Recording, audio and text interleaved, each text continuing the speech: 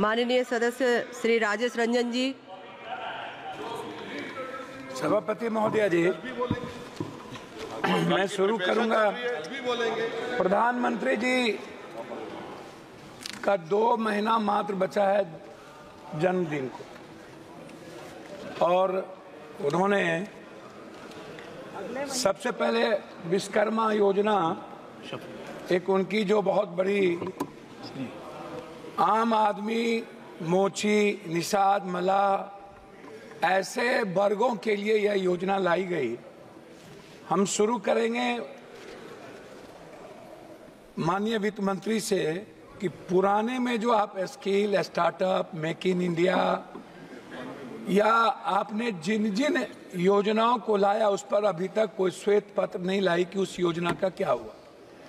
आपको रघुराजन जी के audit report को भी देखना चाहिए। उसके बाद भी जो रिपोर्ट आई उस पर भी आप कभी इस सदन में आप नई योजना लाते हैं, नया बजट लाते हैं, पुरानी बजट पर कभी चर्चा नहीं करते हैं कि उस पर कोई इम्प्लीमेंटेशन हुआ या नहीं हुआ, उस पर कोई ध्यान दी गई कि नहीं। जिसमें श्रम संगठन 2000 में जहां देश बेरोजगारों के पढ़े लिखे नौजवानों की तादाद 54.2% थी, वहीं 22 में 65.7% हो गई। मेरा सीधा इस पे है कि जब आपने 13,000 करोड़ रुपया एक विश्वकर्मा योजना पर लाया, या जब आप कहते हैं कि मैं नौकरी के लिए 400 घराना, 400 बड़े कॉरपोरेट को मैंने कहा है कि आप बेरोजगार लड़कों को 5,000 अनुकंपा पर आप इसको इंटेंसिव दीजिए। मैं पूछना चाहूंगा ये इंटेंसिव कब मिलेगा, जब 40,000 लगभग कॉरपोरेट के पहले से उसके यहाँ काम करने वाले लोग हैं। तो 2 करोड़ की योजना में, 2 करोड़ की नौकरी में 25,000 एक कॉरपोरेट पर कहां से वो आएगा? ये जरा सा हमें बताएं, ये कौन सा झूठ वाली बात है बेरोजगारों के लिए। दूसरी चीज, रोजगार पर जब आप बात करते हैं तो इस देश में सबसे ज्यादा इंडस्ट्री किस पर है? वो है फूड प्रोसेसिंग पर, वो है पर्यटन पर, वो है टेक्सटाइल पर, बुनकर पर, वो है कालीन पे। टेक्सटाइल योजना पर इनका टैक्स कितना बड़ा आप उसको देख लीजिए कि टेक्सटाइल पर इन्होंने कोई छूट नहीं दी, कोई टैक्सेस नहीं दिया और टैक्स को बढ़ा दिया। जब हम टेक्सटाइल को बढ़ावा नहीं देंगे तो रोजगार कहां से डेवलप होगा? तो जब हम फूड प्रोसेसिंग, जो सबसे ज्यादा यूपी, बिहार या जहां पर भी दलहन तेलहन, जब हम बात करते हैं मक्का की, मखान की, दूध प्रोडक्टिविटी की, उसके चीजों की, उस पर टैक्सेस को आप बढ़ाए हुए हैं। आप जो सबसे ज्यादा काम करने वाली 70-80% महिलाएं हैं, हमारी बेटियां हैं, उस पर आपके लिए कोई नई योजना नहीं है। आपने क्या किया? आपने जितनी बजट लाई है, आप सीधा का सीधा कॉर्पोरेट। लेकिन जब हम बात करते हैं जो आम आदमी से जुड़ा हुआ है, जिसको सब लोग कह रहे हैं, इवन मंत्री जी हमारे गडकरी साहब ने भी जो हेल्थ से जुड़े 18% जीएसटी की बात की। हम अस्पताल को फ्रीडम दे रहे हैं, लेकिन जो आम आदमी की दवाई है, उसका जो इक्विपमेंट है, अल्ट्रासाउंड है, सीटी स्कैन है, एमआरआई है या जांच का विषय है, उस पर हम बोझ डाल रहे हैं। तो आम आदमी को कहां से बेनिफिट मिलेगा? अभी सबसे बड़ी बात क्या है, बैंक की जब बात आती है अध्यक्ष सभापति महोदया, तो बैंक क्या करती है? हमारे यहाँ बिहार में 100-200 रुपया वाला गरीब लोग बाहर में काम करते हैं, वो बैंक को 100-200 रुपया, 1000 रुपया भेजता है। बैंक मिनिमम बैलेंस के लिए 1000, 5000, 7000 रुपया काट लेता है। अब आप बताइए, क्या आपने इसको रोकने का कोई प्रयास किया कि बैंक उस पैसे के, जो मिडिल क्लास और गरीब का पैसा है, जो बाहर से अपने माँ बाप को भेजता है, वो पैसा ना काटे? ये इस पर आपने कभी चर्चा की कि बैंक जिस तरीके से आज बैंक आपका बैंक आपको कितना पर लोन देता है? आपने बैंक को क्या बेनिफिट दी, या बैंक को आपने क्या कहा? जो बांग्लादेश में आज जो मोहम्मद यूनुस को वहां बनाने की मांग उठी, क्यों उठा? उसका कारण क्या था? उसके सबसे बड़े कारण थे कि उन्होंने बैंकिंग सेक्टर को आम लोगों के लिए उसके लिवलाइज, उसको लोन का, उसके ब्याज और उसकी सूद को कम किया।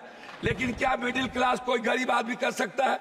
हम आते हैं किसान पर, आपने किसान पर टैक्स नहीं बढ़ाया, लेकिन आपने क्या किया? 50 किलो खाद को आपने 45 किलो कर दिया, आपने 40 किलो कर दिया।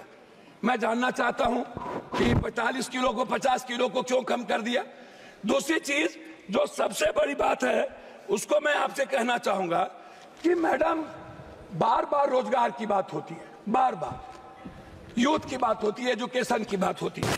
हमें आप मैडम बताइए, दलितों को स्कॉलरशिप मिलता था, स्कॉलरशिप में अब क्या किया गया, उस दलित के स्कॉलरशिप को रोक दिया गया। कहा गया पहले तुम एडमिशन लो, 60% जब तुम्हारा, मैडम मैं आ रहा हूं, 60% जब तुम्हारा होगा अटेंडेंस तब हम तुमको स्कॉलर देंगे।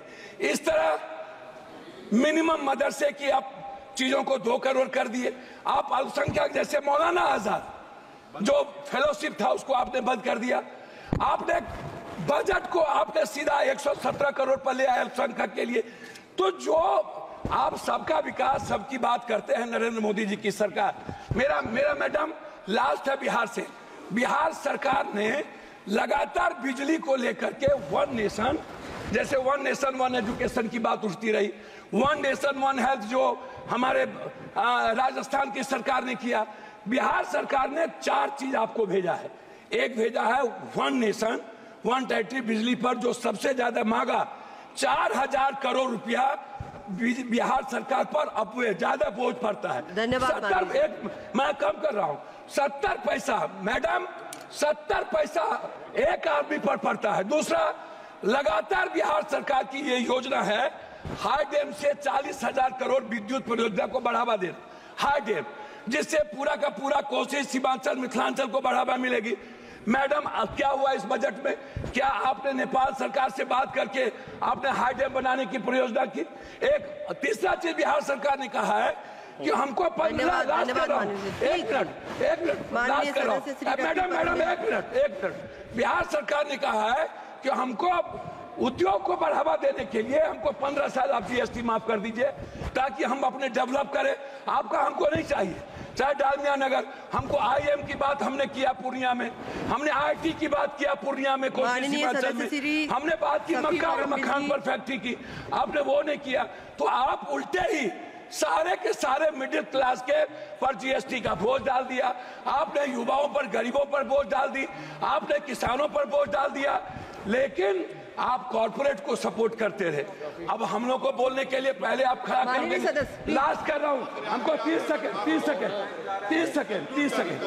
हम 30 सेकंड के लिए 30 सेकंड कंप्लीट। मेरा आग्रह ये है कि कम से कम बिहार के लिए मेरा आग्रह आपसे है कि विशेष पैकेज, विशेष राज्य की बात हमारे मुख्यमंत्री करते रहे हैं, हम लोग मिलकर विशेष पैकेज वाटर, पर्यावरण और जलवायु और पर्यटन, सबसे विशेष पैकेज हम कोसी सीमांचल के लिए विशेष पैकेज की मांग करते हैं ताकि मक्का और मखान पर आधारित फैक्ट्री को डेवलप करें। हम अधिक से अधिक बिहार में हम एयरपोर्ट को डेवलप करें। इसके लिए आपकी कोई योजना नहीं है। बहुत बहुत धन्यवाद मैडम, बार बार